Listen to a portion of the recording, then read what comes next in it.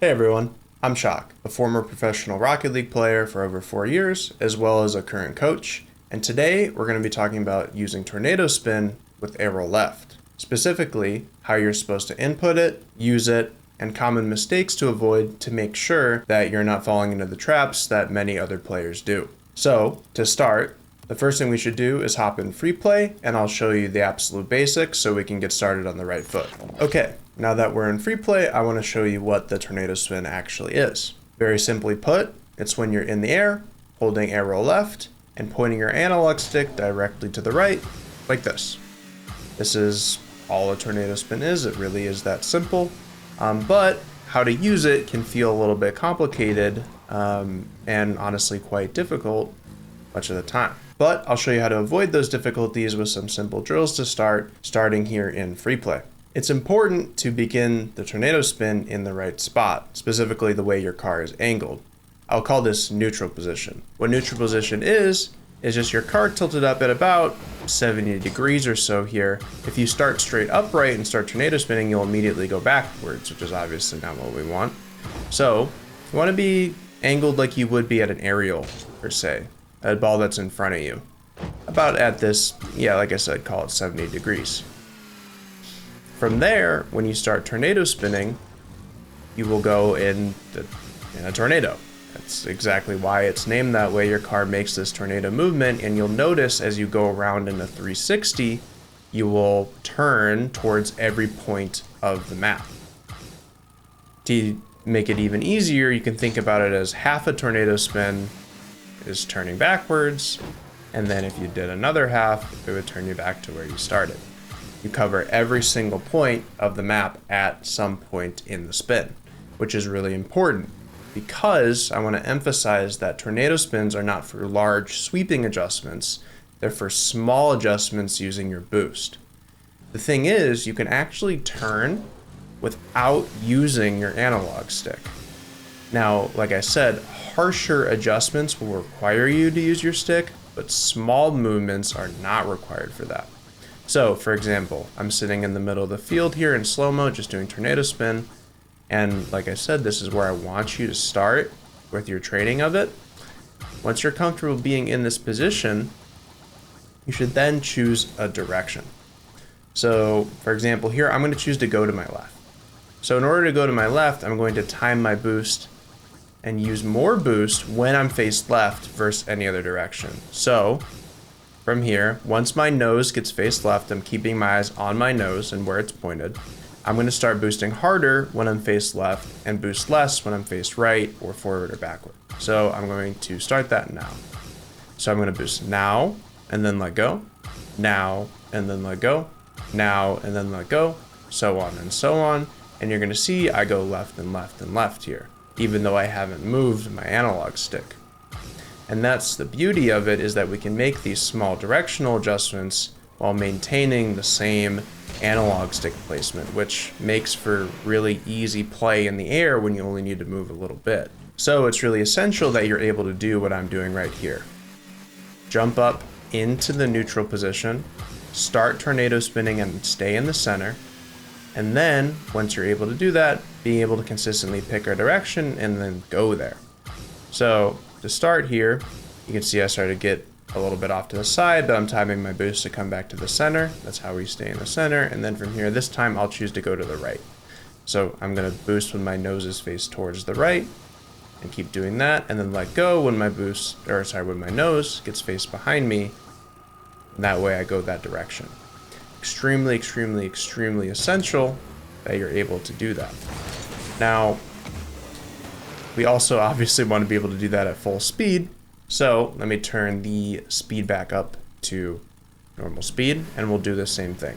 We're going to jump up in the air in that neutral position and then start tornado spinning. And now from here, we're doing the same thing. This time I want to go forward and to the right. So now I'm going to go boost when my nose gets faced that way, and we will gradually go there. Now I know that might seem useless on the surface, but it's actually really important for simple aerials as well as simple air dribbles. It's kind of the foundation, and then you know how to deviate from there. For example, when I air dribble, and I bring the ball to the wall, and then I pop it off the wall and I jump out at it, I'm doing the same thing I was just doing at that drill towards the ball. The ball is just the direction I want to go versus going to a side of the field, I'm going towards the ball. So if the ball goes out forward in front of me, I'm just watching my nose and I'm boosting when my nose gets faced towards the ball, and I'm not boosting when my nose gets faced away from the ball.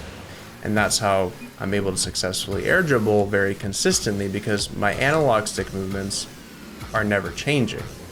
I'm always tornado spinning back to the ball, and that way it's very easy to be good at air dribbling if you never have to change your inputs in between each air dribble. It's just about boost timing and making sure that you're tornado spinning. Now, obviously, I'm, making it sound a little bit simpler than it is, but that's because, when you put a lot of time into it, it really does become second nature where you don't need to think about it. Now, I do also want to emphasize that tornado spin is an approach mechanic. It's not really a good way to actually touch the ball.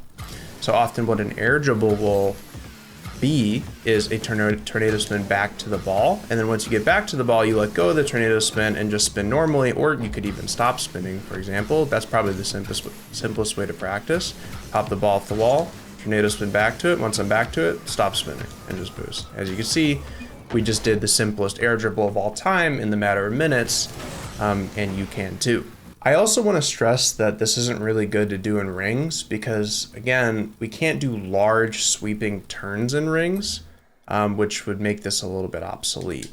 Now, what you can do in rings, especially in the first few levels where there aren't big turns, but rather small turns, you actually can do this, which I will demonstrate now. I'll go into giant rings here and show you an example because this will be probably the easiest for most people because obviously there's a bigger margin for error with the big rings. But here, in some of the later levels, I'm not actually able to make it all the way through just tornado spinning when we're focusing on practicing on that. That's more for a turning left, turning right idea, which are covered in other videos. But here on this first level, you could easily do the same thing we were just doing, just hovering, and now we're trying to boost in many different directions. So I'm watching my nose, and I'm boosting in the direction I need to go. So here I need to go a little bit right because this is a tiny right turn. But as we approach here, I need to go left. So now I'm going to boost harder when I'm going left. And now I'm going back left a little bit, and we successfully practice that way. As well as easily in free play, just boosting around the field and avoiding the walls. That's another really easy way to do this. I'll do another one on 2 here. As you can see, this is obviously going to be a slow process. It's you're definitely not going to get through the rings quick, but it will be extremely useful for understanding how the tornado spin works. As you can see, we've kind of stalled out here. Didn't get enough of a start, like a fast start, so we're moving really slowly, but we're finally starting to pick up speed now. Arduous process. As you can see, I'm just looking at my nose and I'm boosting harder when my nose is faced the direction I want to go, and I let go when it's faced opposite. So here I need to turn right. So you'll see that I'm boosting when my nose faces right throughout this turn. And if I ever mess that up a little bit, I'll start going another way, which is obviously what we don't want. Now I'm turned a little bit too much right, so I'm going to slow that down and start boosting to the left so I don't overturn it, and now we've reached the end of this level. Obviously that took a long time, but the point is made that you can do these earlier rings levels if you really want to practice this way, as well as the way I just showed you in free play. Now there are more uses on top of just picking your direction. It's also extremely useful for our simple aerials. When I go for an aerial, I think about the same things, where my nose is faced and when I'm boosting. So I jump up for the aerial, and when I go into it, you'll notice I'm pointed at that same 70-degree direction.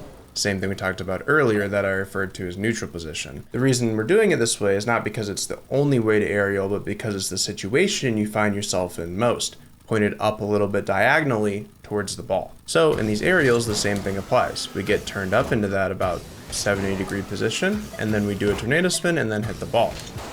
Now, something really important to note about aerialing with tornado spin is you only want to go about halfway to the barrier when you aerial, not slamming the stick all the way. Because when you slam the stick all the way, you get a lot of left and right movement, and you specifically want that only when you're slowing down in the air. but we want to go towards the ball and we don't want all that left and right. So you'll see I'm only pushing my analog stick about halfway to the barrier. That is important. But when you get into more advanced stuff where we're slowing down in the air and actually catching it, my analog stick does get pushed a little bit more so that we can actually slow down in the air. Now I'm timing my boost when I'm going backwards, or my nose is faced backwards versus face forward, and that will help me catch it, as well as the harsher tornado spin.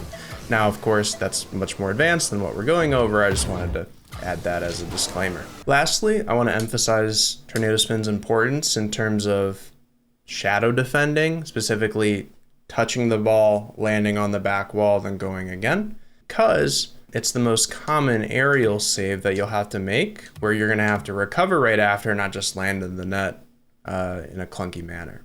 So I'm going to go to a training pack here. And in these situations where the ball is lofted towards our net and we've been shadow defending, it's really important that we're able to tornado spin up to this ball, get oriented the way we need to so that we can then land on the wall, follow again. This can also apply to not just the back wall, but any wall. It is all the same, where we need to be able to land and go again. That means we need to control the way our nose is faced. So on this one, you're gonna see that I jump up, I do one tornado spin so that my nose is faced back towards the backboard. And then that way I've simultaneously spun and been able to hit the ball as well as land and go again. Now, it's really important to note that on these sort of aerials, like I talked about earlier, when I'm trying to catch the ball, I actually am pushing my analog stick all the way. I'm not only going halfway. Because on these, I actually do want to slow down with the ball and catch it versus just slam it. Obviously, if I'm just aerialing for this, I might only go halfway and just hit it upwards like that. But if I'm catching it, which is what we're talking about, I'm going to be making sure that I push my analog stick all the way so I can slow down. Now again, okay, I tried to overdo it there. Again, I'm making sure that I'm boosting when my nose is faced behind me rather than forward, because here I'm trying to slow down. So I'm not actually wanting to speed up towards the ball, which would look more like that. I'm trying to slow down as I approach the ball. So I boost when my nose is faced behind me, and that gives me that control.